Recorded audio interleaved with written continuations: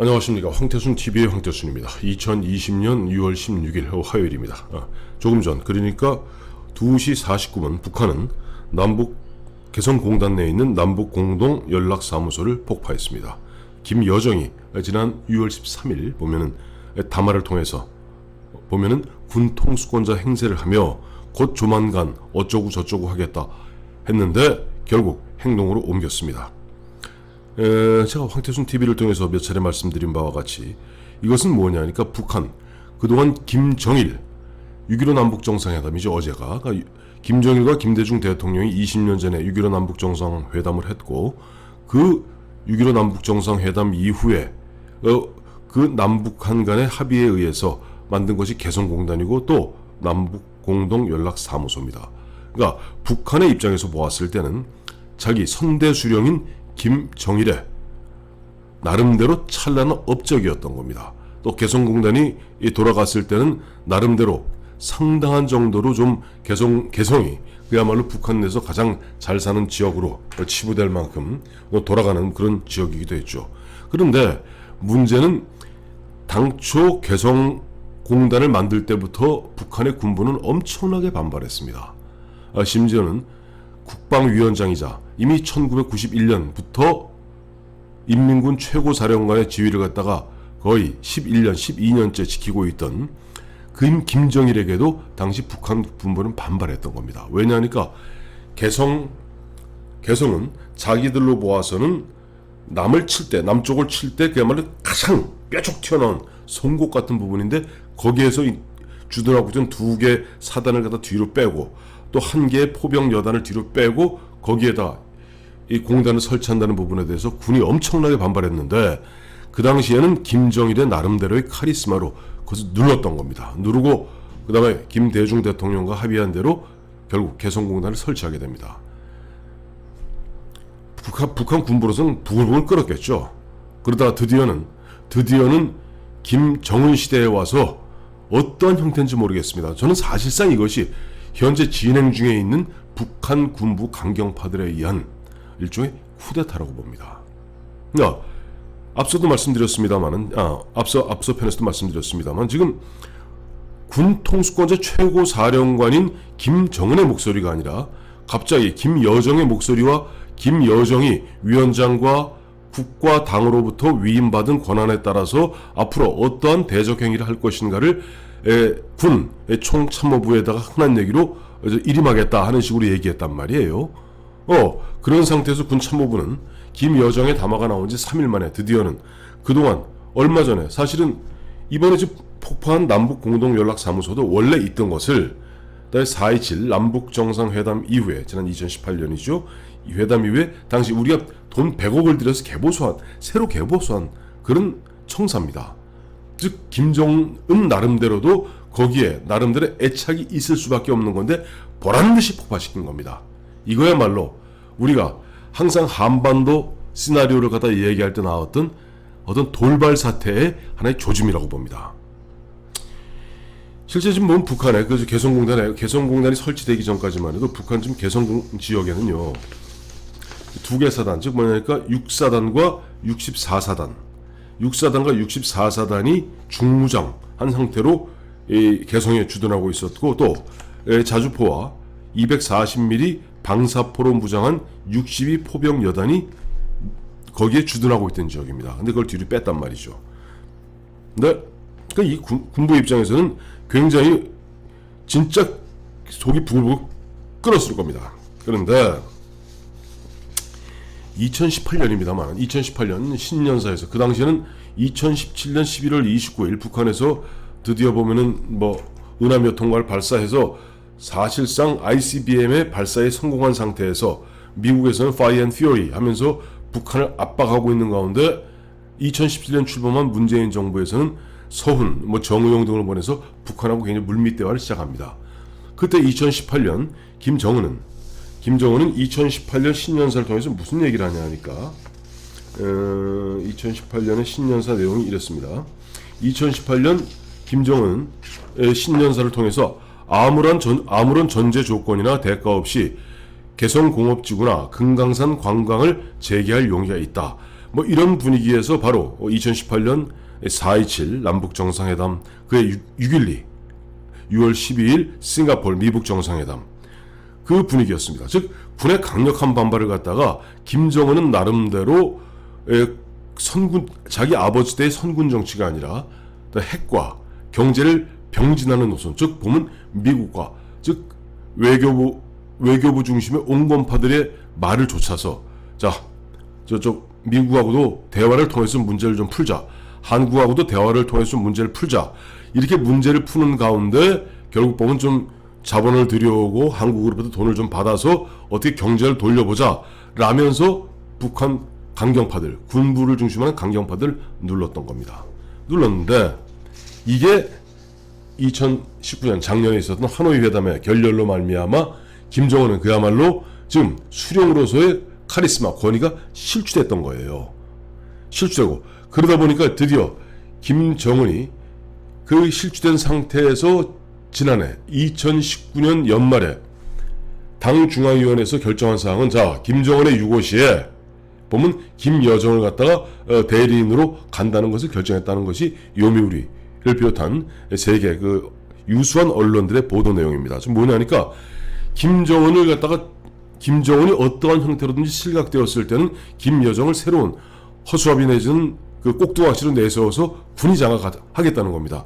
그것을 현실적으로 보여준 사건이 오늘 북한에서 2시 49분에 남북 공동 연락사무소를 폭파한 겁니다. 이건 뭐냐니까 선대수령인 김정일이 나름대로 그 당시에 군부의 강력한 반발을 갖다가 극복하고 무시하고 극복하고 설득해서 보면 인민들을 먹고 살 수 있는 터전을 마련하겠다. 그게 사실 개성공단이 지금 보면 한 100만 평 됩니다만은 당초 남북한 간에 합의된 바에 따르면 2천만 평입니다. 참고로 2천만 평이면 그 규모가 지금 여의도가 80만 평입니다. 그러니까 개성공단은 지금 2천만 평이라 그러면 여의도가 몇 개가 들어가야 되니까 여의도보다 무려 한 20몇 개의 넓입니다. 즉 지금 캠프 험프리스가 저 평택에 있는 미군 기지 444만 평이거든요. 그러니까 2천만 평은 그 5개예요.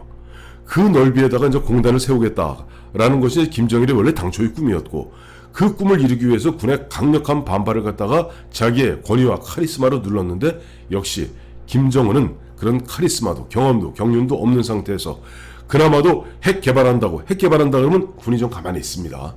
가만히 있는 상태였는데 2018년 오면서 미국하고 대화하겠다, 또 남한하고 대화하겠다 라면서 군을 누르면서 외교부 중심의 온건 노선 가다 보니까 군이 꼭 이렇게 쌓여 있다가 지난해 하노이 회담 결렬 이후에 바로 김정은이 허이허이 3박 4일 통해서 평양으로 새벽에 도착하자마자 그 다음날, 자 앞으로 수령 신격화는 잘못된 것이라는 걸 당신 입으로 사인하시오 라고 사인을 받아서 당 선전선동 기초하는 당 선전선동 일꾼들에게 다 배부한 겁니다.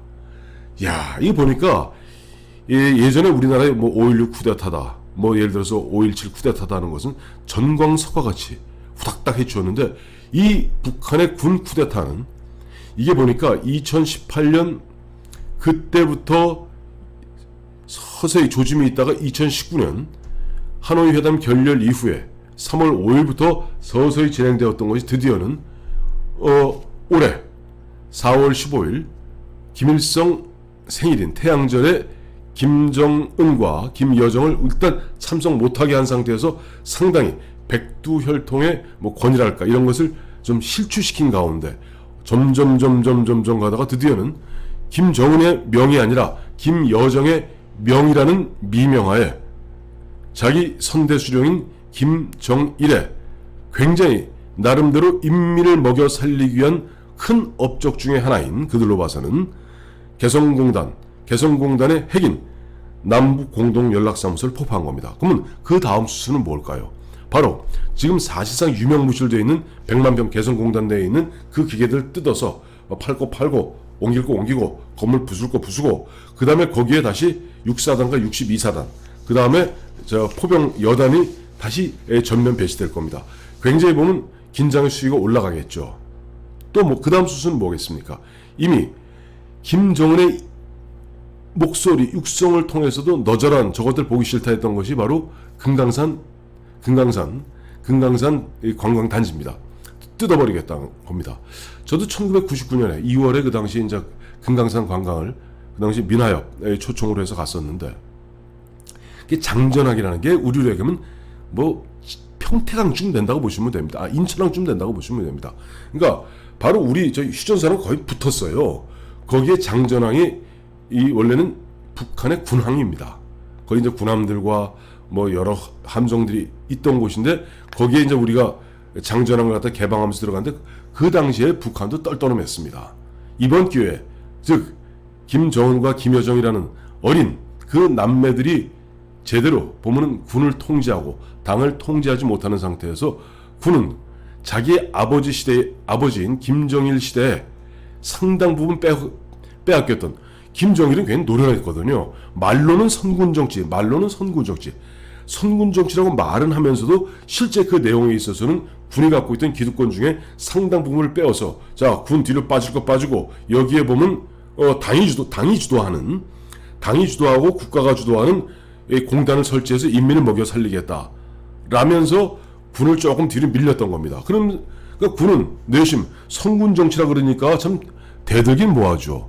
대들긴 뭐한데 속으로는 부글부글 끓었던 거예요. 왜? 나의 기득권들이 하나둘 없어지고 멀쩡했던 개성에 2개 사단과 1개 포병여단이 있던 지역을 뺏기고 저 후방으로 밀려났고, 좀 장전항에 전진 배치되어 있던 해군 기지들을 뒤로 밀려서 원산으로 뺐어야 됐거든요. 뭐 이런 부분에서 이번 기회에 차곡차곡 원상 회복해 가는 겁니다. 자, 이런 상태에서 참 북한은 나름대로 그런 부분은 좀 기가 막혀요. 최소한 개성공단 내에 있는 남북 공동 연락사무소를 폭파할지라도 어제 6월 15일 날 한 건 아닙니다. 김정일이 그래도 체면은 세워줬죠. 그러니까 6.15 남북 정상회담 어제 20주년 맞아서 문재인 대통령이 수석 및 보좌관 회의에서 거의 뭐 항복 문서를 갖다가 줄줄이 읽듯이 앞으로 잘하겠습니다. 그쪽이 뭐 원하시는 대로 해드리겠습니다. 문재인 대통령과 문재인 청와대는 포인트를 잘못 잡고 있었던 겁니다. 뭐냐니까 문재인 대통령과 문재인 대통령 주변에 있는 이 안보관계 참모들은 김정은과 김여정이 실제로 북한을 자기 아버지인 김정일같이 완벽하게 장악하고 있다는 전제하에 김정은의 뭐랄까 분노를 좀 달래주고, 다음에 김여정이 입을 좀 막아주면은 뭐가 풀릴 줄 알았는데 그게 아니에요. 이미 김정은은 제가 봤을 땐 거의 유폐된 상태고, 김여정은 자기 오빠를 유폐한 상태에서 그래도 나름대로 그 상징적 인물이 필요하니까 김여정을 갖다가 전면에 내세운 상태에서, 그것도 스피치로 내세운 상태에서 이미 당과 군, 특히 군이죠. 군과 당의 핵심 주력 세력들, 제가 어제 말씀드리지 않았습니까? 예를 들어 김조국을 우리가 유심히 봐야 된다고. 북한에 이런 사람들이 사실상 마치 우리나라 조선 말기에 왕은 헛개비고 노론의 안동김씨 또 북양조씨가 그들끼리 권력을 갖다가 농단하는 가운데 순조 헌종 때는 보면 심지어는 그 왕이 불만 품는다고 자기 장인인 신하한테 대들었다가 뺨까지 맞는 사건이 벌어졌습니다. 왕조 시대도 그러할진데 지금 북한에서도 다만 2,500만 주민을 통제하기 위해서 백두혈통의 그런 흔적, 정통성을 남겨두되 실제로는 군과 당의 어떻게 보면 파워 엘리트 그룹이 사실상 쿠데타를 통해서 보면 북한을 실질적으로 장악하고 주도해 나가고 있고, 이런 상태에서 지금 그런 포인트가 아닌 그런 포인트에 대해서 지금 천착하지 못하는 문재인 대통령과 문재인 참모들은 계속 뭐 김정은 비유 맞추는데 그거 아니에요. 지금 군은 이번 기회에 어쨌든 보면 다시 바꿀 수 없는, 되돌릴 수 없을 정도로 빨리 뭐 주둔 지역을 비롯해서 모든 부분에 있어서 자기 어떤 뭐 세력을 확장하고 자기의 위상을 공고히 하는 뭐 그런 아주 길고 긴 쿠데타 과정을 겪고 있다 라고 분석하는 것이 맞을 것 같습니다. 그렇다면 많은 사람들이 이렇게 생각할 겁니다. 야, 큰일 났다, 전쟁 났다. 전쟁 나지 않습니다. 왜? 군은 북한이란 체제가 그래도 안전하게 굴러갈 때 자기 북한의 군부들도 뭐 먹고 사는 게 생기지. 실제 보면 그 허접하기 짝이 없는 군 세력 갖고 쓸 수도 없는 그 핵탄두 갖고 만약에 여차즉 어떤 임계선을 넘었을 때는 자기들이 그나마 갖고 있던 기득권을 다 망실하게 됩니다. 때문에 우리가 북한의 저런 오늘 보면 당장 보면 무슨 연락사무소를 다 폭파했다. 또 조만간 저 금강산에 있는 그 우리 금강산 관광단지들 다 때려 부술 겁니다. 그렇다 너무 긴장하지 마십시오.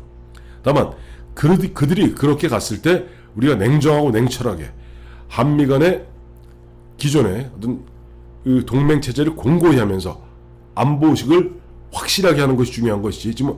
지금 저 문성근 씨 또 한한상 씨 마냥 이런 때 가서 우리가 저 개성에 그 개성과 그 금강산에다가 100만 원씩 드는 그 관광 상품 팔아서 1만 명씩 우리가 관광객 보내겠다. 이런 얼빠진 소리만 안 하면은 북한이 저런 식으로 하는 것은 우리 남쪽을 향한 이야기가 아니라 자기 내부에 지금 어마어마한 권력투쟁 세력 다툼이 벌어지고 있다는 증거일 뿐이기 때문에 우리가 너무 긴장할 필요는 없을 것 같습니다.